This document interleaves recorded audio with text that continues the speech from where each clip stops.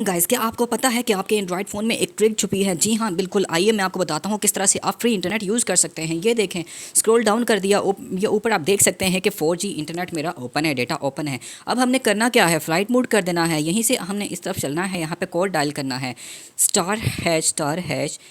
4636 ##। जो ही आप ये डायल करेंगे गाइस, ये आप देख सकते हैं यहाँ पे मेरे सामने फ़ोन इन्फॉर्मेशन है, इसको आप क्लिक करेंगे।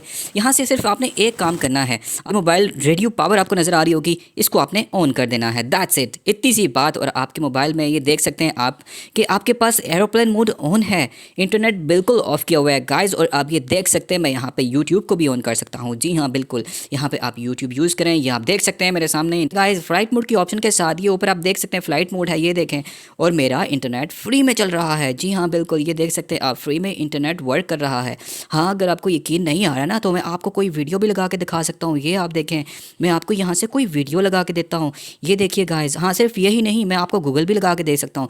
ये देखिए, यहाँ पे मैंने गूगल क्रोम ओपन कर दिया। गूगल क्रोम ओपन करते साथ ही यहाँ पे मैंने कोई भी चीज़ ओपन कर दी। फॉर एग्जाम्पल मैंने ये सर्च कर दिया। जी हाँ बिल्कुल, ये देख सकते हैं आप कि मेरे पास हज़ारों वेबसाइट आ रही हैं। जी हाँ, ये बड़ी अच्छी ट्रिक है व्यूअर्स।